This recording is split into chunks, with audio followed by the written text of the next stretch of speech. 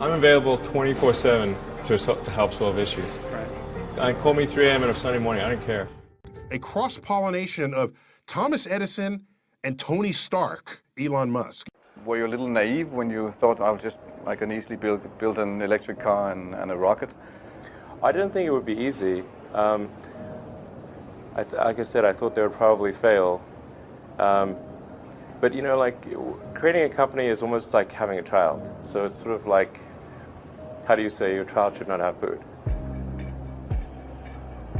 So once you have the company, you have to feed it and nurse it, and take care of it, even if it ruins you.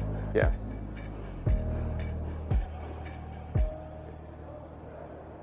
But suppose there were some tough times in 2008, end of 2008. How did you get through that period of crisis? Yeah. Can we just break for a second? Sure, of course. You want to wait a little while? Yeah, sure hope it was worth it. Sure hope so. Sure hope it was worth it. It's everything. And I was borrowing money from friends to pay the rent. Well, I mean, Tesla really faced a severe threat of death due to the Model 3 production ramp. Essentially, the company was bleeding money like crazy, and just if we didn't solve these problems in a very short period of time, we would die. And it was extremely difficult to solve them. How close to death did you come? Within single-digit weeks. 22 hours a day, or like what? How many I hours? was working, so 7 days a week, sleeping in the factory. I worked in the paint shop, general assembly, body shop. You ever worry about yourself imploding? Like it's just too much? Absolutely. No one should put this many hours into work. This is not good. People should not work this hard. They should not do this. It's very painful. Painful in what sense? It hurts my brain and my heart. Where do you come up with your best ideas? Are you on vacation, or are you kind of just like in the middle of the night you wake up and start drawing things down? Or You know, sounds really cliche, but like the shower is probably like wake up and go to shower in the morning. And I think actually what's really happened is kind of stuff is percolated in the subconscious. Right. And it's not really occurring in the shower, but you're kind of getting the results of last night's, computation, basically. Right. Whatever area that you get into, given that, even if you're the best, there's always a chance of failure. So I think it's important that you really like whatever you're doing.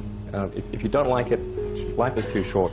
I'd say, and also if you like what you're doing, you think about it even when you're not working. I mean, it's something that your mind is drawn to, and if you don't like it, you just really can't make it work, I think. When you had that third failure in a row, did you think, I need to pack this in? Never. Why not? I don't ever give up. I mean, I'd have to be dead or completely incapacitated. Starting a business, I'd say, number one is have a high pain threshold. That's it. There's a friend of mine who's got a good saying, which is that starting a company is like eating glass and staring into the abyss. Okay, that's generally what happens, because when you first start a company, there's lots of optimism and things are great, and then so happiness at first is high.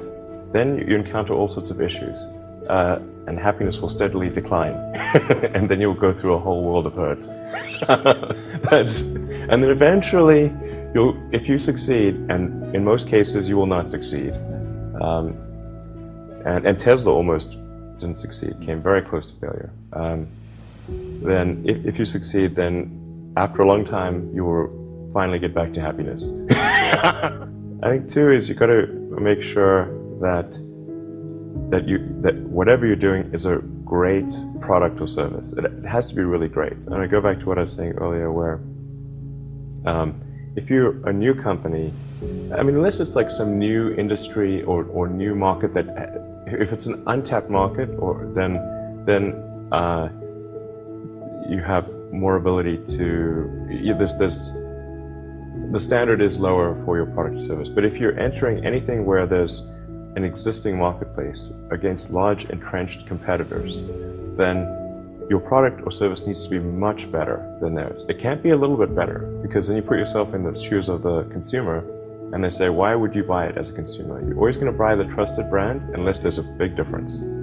So a lot of times, you know, an entrepreneur will come up with something which is only slightly better. And it can't just be slightly better. It's got to be a lot better. Number 3, I'd say, is constantly seek criticism.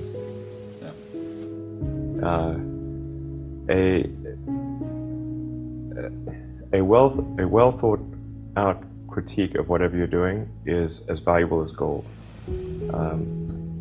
And you should seek that from everyone you can, but particularly your friends. Usually your friends know what's wrong, but they don't want to tell you because they don't want to hurt you.